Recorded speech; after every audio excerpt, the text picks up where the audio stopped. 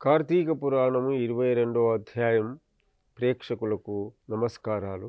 ఓం నమ శివాయ. ప్రతి అధ్యాయంలో కూడా వశిష్ఠ మహర్షి జనక మహారాజుతో ఈ విధంగా చెప్తూ మనకు గత 2 అధ్యాయాల్లో అగస్త్య మహర్షి, ఆత్రి మహర్షి వచ్చారు. వారు త్రేతాయుగానికి సంబంధించినటువంటి అంబీరుషి మహారాజు గురించి చెప్పారు. చెప్తూ అనగా ఆ అంబీరుషుడు ఎలా విచారంతో దుఃఖంతో బాధపడుతున్నారో ఆ సందర్భంలో వశిష్ఠ మహర్షి ఆ యొక్క అంబీరుష రాజుతో చెప్తున్నారు అన్నటువంటి విషయానికి ఆత్రి మహర్షి అగస్త్య మహర్షితో చెప్తున్నారు. ఈ విషయాన్ని వశిష్ఠ మహర్షి జనక మహారాజుతో చెప్తున్నారు. ఎలా చెప్తున్నారు అన్నటువంటి విషయానికి వశిష్ఠ మహర్షి వారు ఇంతకుముందు ఆ యొక్క ధర్మస్థాపన గురించి, అంటే భగవంతుడైనటువంటి వారికి ఎలా కృతజ్ఞతాపూర్వకంగా ఎలా ప్రార్థన చేయాలి, ఎలా ఉండాలి అన్నటువంటి విషయానికి అనేక విషయాలు మనకు ఆత్రి మహర్షి చెప్పే ఉన్నారు. కానీ మా వశిష్ఠ మహర్షి కూడా చెప్పారు. ఈ వశిష్ఠ మహర్షి వారు అనేకమైనటువంటి కథల ద్వారా జనక మహారాజుకు ఈ విధంగా అర్థం చేయిస్తూనే ఉన్నారు. అలాగనే అంబీరుషుని కూడా చెప్పారు. వశిష్ఠ మహర్షి అసలు సూర్యవంశరాజులకు గొప్ప గురువు. ఎవరు?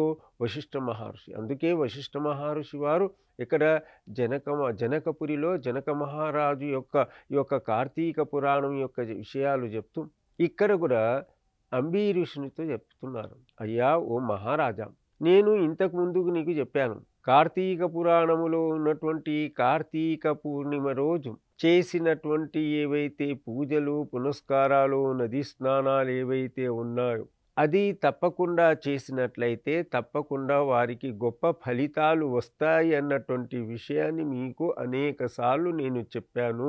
ఓ రాజా, నువ్వు ఎందుకు ఇంత బాధలో ఉన్నావు, ఎందుకు ఇంత విచారంతో ఉన్నావు అన్న ఋషులు మహర్షి వశిష్ఠ మహర్షి అన్నటువంటి విషయాన్ని పురంజరుల యొక్క రాజుతో చెప్తున్నారు. మళ్ళీ చెప్తున్నారు, మరీ జ్ఞాపకం ఇస్తున్నారు. ఏమి చెప్తున్నారంటే, ఓ రాజా, ఈ యొక్క కార్తీక మాసములో వచ్చినటువంటి దీపారాధన, మరి ఒక నది స్నానం, ఆకాశ దీపం యొక్క ప్రయోజనం, వ్రతాలు ఏవైతే ఉన్నాయో గొప్ప ఫలితాలను ఇచ్చినటువంటి ఒక కార్తీక మాసం కావున నీకు ఇప్పుడు చెప్తున్నాను, మరొక చివరిసారిగా చెప్తున్నాను. ఓ పురంజర మహారాజా, రేపు ఉన్నటువంటిది నీ అదృష్టం బాగున్నది. రేపు వచ్చినటువంటి కార్తీక పూర్ణిమ. ఈ పూర్ణిమ రోజు నువ్వు చేయవలసింది ఏంటంటే నదీ స్నానము చేయాలి. మరి చెప్తున్నారు వశిష్ఠ మహర్షి అనేక సార్లు ఇలా చెప్పారు. ఇక్కడ ఏంటిదంటే ఎందుకు చెప్పవలసిందంటే, ఏది అంబీరుషుడు అన్నటువంటి రాజు యొక్క రాజ్యం పోయింది. కాంబోజరాజు వారిపైన ఆక్రమణ చేసి అనేకమైనటువంటి ఆ యుద్ధరంగం చేసిన తర్వాత అనేక మంది సైనికులు చనిపోయారు. అన్ని బాధలతో అంత బాధలతో ఉన్నారు. అంటే ఋషులే ఆ యొక్క పరిష్కారానికి మార్గాన్ని కూడా చూయించినటువంటి ఋషులండి. ఆనాటి కాలంలో ఉన్నటువంటి ఋషులు.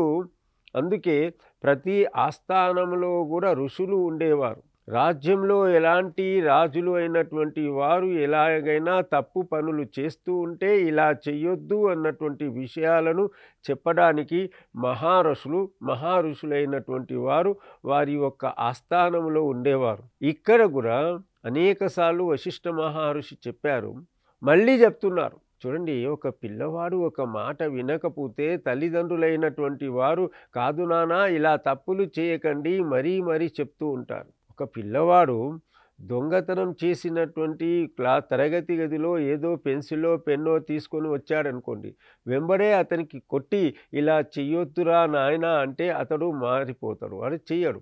అలాగనే ఈ ఋషులైనటువంటి వారు మరీ చాలాసార్లు చెప్తూ ఉంటారు. అనేకమైనటువంటి ఉదాహరణలతో చెప్తూ ఉంటారు. ఇక్కడ మనకు కార్తీక పురాణంలో కూడా అనేక విషయాలు మనకు చెప్పారు. ఇక్కడ మళ్ళీ చెప్తున్నారు, కార్తీక పురాణము నాడు ఓ అంబీరష మహారాజా, నువ్వు చేయవలసినటువంటి నదీ స్నానము చెయ్యి. అంటే అయోధ్య నగరానికి దగ్గరైనటువంటి నది ఏదండి? సరయూ నది అయితే ఉంది, గంగా నది ఉంది, సరయూ నది ఉంది. ఉదయమే లేచి ప్రభాత సమయంలో లేచి నువ్వు ఏం చేయంటే మరోసారి నది స్నానము చేసి కాలకృత్యాలు ముగించుకొని నది స్నానము చేసి ఇంట్లో మన యొక్క ఇంట్లో దీపారాధన చేసి దేవాలయాలు ఏవైతే ఉన్నాయో మీ యొక్క అయోధ్య నగరంలో ఉన్నటువంటి ఏవైతే పవిత్రమైనటువంటి ఏవైతే శ్రీమన్నారాయణుని యొక్క దేవాలయాలు ఏవైతే ఉన్నాయో, శివాలయాలు ఏవైతే ఉన్నాయో ఆ ప్రాంతం అంతా కూడా శుచిగా శుభ్రతగా చేసి దీపారాధన ఉత్సవం చెయ్యి. మరీ చెప్తున్నారు, కార్తీక పూర్ణిమ రోజుని ఏం చేయాలంటే ఉపవాస దీక్షను పాటించు. ఉపవాస దీక్షను పాటించి శ్రీమన్నారాయణు యొక్క క్షమాపణ దీక్షను కోరు, శరణు కోరు. అనగా క్షమాపణ దీక్షను అంటే నేను చేసినటువంటి తప్పుకు మీరు క్షమించవలసిందిగా ఓ శ్రీమన్నారాయణ, ఓ పరంపిత పరమాత్మ, ఓ దయానిధి, ఓ కరుణానిధి శ్రీమన్నారాయణ అన్నటువంటి విషయాన్ని, నేను చేసినటువంటి పాపానికి, నేను చేసినటువంటి తప్పులకు మన్నించి నాపైన దయచూపు, నాపైన కరుణించు అన్నటువంటి మాటలతో, నానా విషయాలతో ఆ శ్రీ మహావిష్ణువుకు వేడుకుంటూ ప్రార్థన చేస్తూనే ఉంటారు. చూడండి ఎన్ని తప్పులు చేశారో, ఎన్ని అసలు తప్పులే తప్పులు, అహంకారం వచ్చేసింది. ఇక్కడ ఈ విధంగా చెయ్యండి అన్నటువంటి వశిష్ఠ మహర్షి చెప్తున్నారు. అప్పుడు పాపం ఆ యొక్క అంబీరసుని యొక్క నేత్రాల నుండి నీళ్లు వెళ్ళిపోతున్నాయి, ఏడుస్తున్నారు, కృషించిపోతున్నారు. నేను ఇన్ని తప్పులు చేశాను, అనేకమైనటువంటి సద్బ్రాహ్మణుల యొక్క భూమిని ఏం చేశాను, గుంజుకున్నాను. అనవసరమైనటువంటి దేవాలయాల్లో ఉన్నటువంటి భూములను నేను గుంజుకున్నాను. ఎలాంటి తప్పుడు పనులు చేశాను, దీనికి నాకు క్షమాపణ, నన్ను క్షమించాలి అన్నటువంటి దేవాదిదేవ, ఓ పరంధామ, ఓ పరమాత్మ అన్నటువంటి విషయాలతో ప్రార్థన చేస్తూ ఉన్నారు. ఆ రోజు అంతా కూడా జ్ఞాపకం ఇచ్చినటువంటి వారెవరు, వశిష్ఠ మహర్షి. ఇలా చెయ్యాలి అన్నటువంటి చెప్పారు కానివ్వండి, అంబీరసునికి మాత్రం ఒప్పుకోలేకపోతున్నారు. వాడు చేసినటువంటి పూర్వంలో చేసినటువంటి తప్పులు కూడా జ్ఞాపకం వస్తాయంటారు. ఎవరికైనా కానివ్వండి ఈ ప్రపంచంలో తప్పులు చేసిన తర్వాత పునరావృతి ఎప్పుడైతే బాధపడుతుంటారో, కృషించిపోతుంటారో, ఆ పరమాత్మ అంటాడు, దయామయుడు, పాపం ఇతడు ఇన్ని తప్పులు చేశాడు, ఆ తప్పులు చేసినటువంటి వాడికి ఏంటిది, ఆ తప్పులు చేశాను అన్నటువంటి విషయాన్ని ఒప్పుకుంటున్నాడు. అదే సామాన్యమైనటువంటి వ్యక్తుల్లో కూడా ఒక తప్పు పని, ఏదో దొంగతనం చేసినటువంటి వాడు మరి పోలీసులకు వంగిపోయాడు అనుకోండి, 90%, 60% తనకి క్షమాపణలో వెళ్ళిపోతుంది. అనగా ఇక్కడ కూడా అంబీరసుడు ఏం చేశాడంటే క్షమాపణ కోరుతున్నాడు ఆ పరమాత్మునికి. దయగలగలిగినటువంటి వాడు, దయతో ఉన్నటువంటి వాడు ఆ పరమాత్మునికి ఎప్పుడైతే ప్రార్థన చేస్తున్నాడో అప్పుడు సాయమైపోయింది పూర్ణిమ. ఆ పూర్ణిమ సాయంకాలం ఏంటిది, ధ్వజస్తంభం దగ్గర ఉన్నటువంటి ఏదైతే దీపారాధన, ధ్వజంపై ఉన్నటువంటి ఆకాశ దీపం ఉందో, ఆ ఆకాశ దీపం కింద కూర్చొని విష్ణు సహస్రనామం మొదలైనటువంటి నామాలను జపిస్తూ ప్రార్థన చేస్తూనే ఉన్నారు. అనగా ఆ యొక్క ధ్వజస్తంభం పైన కింద కూర్చొని శ్రీ మహావిష్ణువుకి ప్రార్థన ఈ విధంగా చేస్తూనే ఉన్నారు. ఇలా చేస్తూ ఉంటే ఆ రోజంతా కూడా గడిచిపోయింది. ఆనందంతో ఆ పరమాత్ముడు తప్పకుండా శ్రీ మహావిష్ణువు వచ్చేసి, ఓ అంబీరస, నీ చేసినటువంటి తప్పులకు నువ్వు ఒప్పుకున్నావు కావున, నీ యొక్క తప్పులకు ఒప్పుకున్నావు కాబట్టి నిన్ను నేను రక్షిస్తానన్నటువంటి అభయాన్ని ఇచ్చాడు. నిన్ను నేను రక్షిస్తాను, నిన్ను నేను కాపాడుతాను అన్నటువంటి విషయానికి శ్రీ మహావిష్ణువే స్వయంగా వచ్చేసి రక్షించడానికి అభయాన్ని ఇచ్చాడు.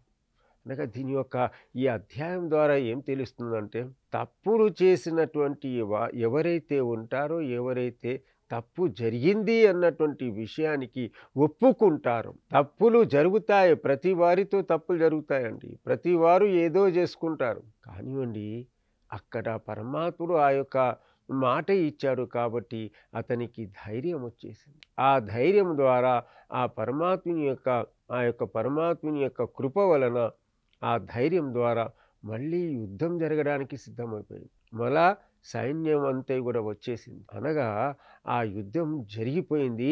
అక్కడ ఏమైందంటే మళ్ళా కూడా అక్కడ పరమాత్ముని యొక్క కృప వల్ల మళ్ళా శాంతంగా ఉండిపోయాడు. అనగా కాంబోజీ రాజు అక్కడి నుంచి వెళ్ళిపోయాడు అన్నటువంటి విషయం అక్కడ తెలిసిపోయింది. అంటే ఆ కాంబోజీ రాజు యొక్క సైనికుల యొక్క యుద్ధం అక్కడ జరగలేదు.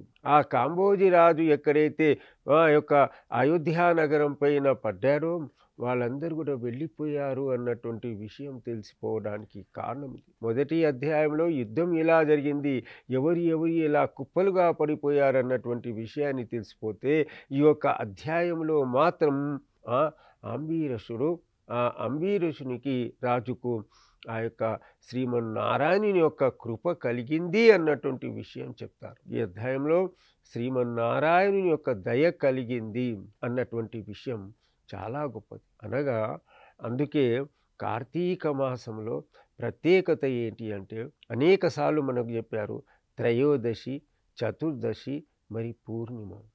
ఈ 3 రోజులు కూడా చాలా గొప్పవైనటువంటి రోజు.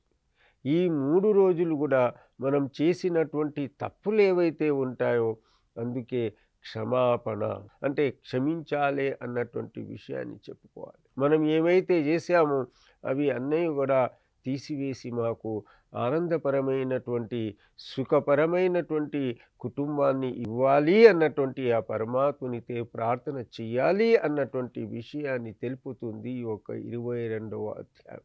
అనగా పూర్ణిమ రోజు అంత గొప్పదైనటువంటి రోజు కార్తీక పూర్ణిమ. అందుకే భక్త మహాశివులారా, మీతో ప్రార్థన చేయడం ఏంటి అంటే, ఈ కార్తీక పూర్ణిమ రోజు తప్పకుండా మనం చేయవలసింది ఒకటే ఉంది, నదీ స్నానం. నదీ స్నానానికి ఇంత ప్రత్యేకత ఉంది. అంబీరసుడు ఏం చేశాడు? నదీ స్నానము చేశాడు, కార్తీక దీపం వెలిగించాడు, పరమాత్ముని వ్రతము చేశాడు, సాయంత్రము ధ్వజస్తంభానికి ఆకాశ దీపంలో ప్రార్థన చేశారు. అన్నీ చేసిన తర్వాతనే ఆ పరమాత్ముడు అతని పైన దయగలిగి ఆ పరమాత్ముని యొక్క కృప ఆ యొక్క రాజు పైన పడింది. ఇది కావాల్సింది. ఇది ప్రతి ఒక్కరూ చేయవలసినటువంటి కార్తీక పురాణము లాంటిది మరొక్కటి లేదు అన్నటువంటి చెప్పడానికి ఇది తార్కాణం, ఇది ఉదాహరణ. ఎన్నో పురాణాలు ఉన్నాయి, ఎన్నో కథలు ఉన్నాయి. కానివ్వండి, ఒక్కొక్క విషయం మనకు జ్ఞానాన్ని ఇవ్వడానికి మాత్రమే ఈ యొక్క ప్రతి కథ కూడా, ప్రతి అధ్యాయంలో కూడా ఏదో ఒక మనకు హితాన్ని, ఏదో రకమైనటువంటి బుద్ధిని, జ్ఞానాన్ని ఇవ్వడానికి మాత్రమే ఇది ఈ యొక్క కార్తీక పురాణములో ఉన్నటువంటి కథలు. కావున మనమందరం కూడా భగవంతుని యొక్క అనుగ్రహాన్ని పాటించాలంటే, భగవంతుని యొక్క కృపను మనం పొందాలంటే తప్పకుండా కార్తీక పూర్ణమి రోజు పూజలు చేయవలసి. అందుకే ఈనాటి కూడా మనం ఏ దేవాలయాలకు వెళ్ళినా కానివ్వండి, తప్పకుండా మనకు కనబడేదే ఒకటే ఉంది, సత్యనారాయణ స్వామి వ్రతాలు కానివ్వండి, సత్యనారాయణ గౌరీ దేవత యొక్క పూజలు మనకు కనబడడానికి కారణం ఇదే. ఒక చిన్న కథ ద్వారా మనకు సందేశం ఏమి ఇస్తుందంటే, మనం క్షమాయాసన, క్షమించండి అన్నటువంటి తప్పు చేసిన తర్వాత ఒక సామాన్యమైనటువంటి ఒక అధ్యాపకుని దగ్గర వెళ్ళి నన్ను తప్పు చేశాను అన్నటువంటి ఒప్పుకుంటే అతడు తప్పకుండా దాని యొక్క క్షమ ద్వారా, తన యొక్క కృప వలన అది తప్పకుండా క్షమిస్తాడు. ఇది మనకు తెలుపుతుంది. అది ఈ విషయాన్ని ఎవరు చెప్పారు? వశిష్ఠ మహర్షి అంబీరసునితో అనేక సార్లు చెప్తూ వచ్చారు. అనేక విషయాలు మనకు ఈ పురాణంలో కూడా వశిష్ఠ మహర్షి యొక్క విషయం చాలా ఉన్నాయి, అనేకమైనటువంటి కథలు ఉన్నాయి. కావున అనేకమైనటువంటి కథల్లోకెల్లా ఉన్నటువంటి ఆ యొక్క అంబరీషుని యొక్క రాజు యొక్క కథలు చాలా గొప్పవైనటువంటి ఈ విషయాన్ని మనకు జనక మహారాజుతో వశిష్ఠ మహర్షి చెప్తున్నారు. అది మధ్యలో ఉన్నటువంటి వారెవరు? అగస్త్య మహర్షి, ఆత్రి మహర్షి. ఈ అగస్త్య మహర్షితో ఆత్రి మహాముని చెప్తున్నారు. అనగా ఈ యొక్క త్రేతాయుగంలో జరిగినటువంటి ఇలాంటి కథ. అనగా రాజ్యము పోయినటువంటి వారికి తిరిగి మరి రాజ్యము లభిస్తుంది. అనగా సంసారాలు చెడిపోయినటువంటి వారికి మరి సంసారాలు కలిసిపోతాయి అన్నటువంటి అర్థాన్ని మనం తెలుసుకోవాలి. భార్యాభర్తలు కొట్లాడుకొని విడిపోయారనుకోండి, ఆ భార్యాభర్తలు ఏంటి కొట్లాడుకొని విడిపోయారనుకోండి, కేవలం భార్య మాత్రము ఏంటిది భగవంతుని పైన తన యొక్క కుటుంబ భారం అంతే కూడా, భార్య అంతే కూడా ఏం చేసింది, ఆ పరమాత్ముని పైన వేసింది భారం అంతే కూడా. కావున ఈ యొక్క ఏంటిది చాతుర్మాస వ్రతాలను పాటించింది. ఈ మాసమంతా కూడా కార్తీక మాసంలో జరుగుతున్నటువంటి ఏవైతే 30 రోజుల ఉత్సవాలు ఏవైతే ఉన్నాయో, ఈ 30 రోజులు కార్తీక దీపాలను వెలిగిస్తూ, నదీ స్నానాలను చేస్తూ, మరి దేవాలయాలకు వెళ్తూ ఎప్పుడైతే మంచి కార్యక్రమాలను పాల్గొందో, అప్పుడు ఏమైంది, విడిపోయినటువంటి భర్త ఆ యొక్క భార్యకు మళ్ళీ ఇద్దరు కూడా కాపురాలు సక్రమంగా జరిగాయి. అనగా ఇద్దరు కలిసిపోయారు. విడిపోయినటువంటి వారు కలిసిపోయినటువంటి వారు మళ్ళా సుఖమయపరమైనటువంటి జీవితాలను గడుపుకున్నారు. అంతేకాదండి, ఎవరికైతే సంతానం సంవత్సరాల వరకు కూడా వివాహమైంది, కొన్ని సంవత్సరాల వరకు కూడా సంతానం కాలేదు కాదు, అలాంటి వారికి కూడా ఈ యొక్క కార్తీక మాసములో ఒక్క నెల మొత్తం అంతే కూడా ఎవరైతే శివాలయాలకు వెళ్ళి ఆ శివునికి జలాభిషేకము చేసి ఆ శివుని వద్ద కార్తీక దీపాలు ఎవరైతే వెలిగిస్తారో అలాంటి వారికి కూడా తప్పకుండా సంతాన సౌభాగ్యం లభించింది. ఇది కార్తీక పురాణం యొక్క ప్రత్యేకత. ఎలాగైతే పురంజరుని యొక్క రాజ్యం పోయి మళ్ళా తిరిగి వచ్చింది, ఆ రాజ్యం మళ్ళా తిరిగి వచ్చిందంటే మళ్ళీ యొక్క రాజ్యం అతనికి వచ్చేసింది. దీని యొక్క ఎక్కడ దొరికింది, శ్రీమన్నారాయణుని యొక్క పూజల వలన, శ్రీమన్నారాయణుని యొక్క వ్రతాల వలన, ఆ మహావిష్ణువు యొక్క వ్రతం వలన ఆ రాజ్యం మళ్ళీ దొరికిపోయిందంటే దీని యొక్క కారణం ఒకటే. మనకు ఆరోగ్యం బాగుగా లేదంటే, అనారోగ్యంతో ఉన్నామంటే, ఆ అనారోగ్యంగా ఉన్నటువంటి వారు తప్పకుండా ఆ పరమాత్ముని యొక్క సాన్నిధ్యానికి, దేవాలయానికి వెళ్ళి స్నానం చేసి ఆ పరమాత్ముని యొక్క హరినామ సంకీర్తన చేస్తూ ఉంటారు. అలాంటి వారి అనారోగ్యంతో ఉన్నటువంటి వారు ఆరోగ్యవంతులై ఉంటారు. అనగా దీని యొక్క అర్థం ఇది కార్తీక పురాణములో ఉన్నటువంటి ఈ కథ ఈ విధంగా నేర్పిస్తుంది. ఒక సామాన్యమైనటువంటి రాజుకు ఇలా జరిగింది అయితే మనం యొక్క నిత్యం చేసినటువంటి ఆ యొక్క ప్రయత్నం వలన మనకు ఏది అంటూ ఉండదు, ప్రతిదీ కూడా ఉంటుంది. అసాధ్యమైనటువంటి ఏదీ లేదు, సుసాధ్యమైనటువంటిది ఉంటుంది. ప్రతిదీ కూడా సాధించుకోగలుగుతాం. ఏది కావాలంటే అది ఇవ్వడానికే సిద్ధంగా ఉన్నాడు శ్రీమన్నారాయణుడు. అందుకే శ్రీ మహావెంకటేశ్వర స్వామి వారి యొక్క దర్శనం కూడా అలాగే ఉంటుంది. ముందు నా వద్ద రా, దాని తర్వాత నీకు ఇవ్వడానికి సిద్ధంగా ఉంది.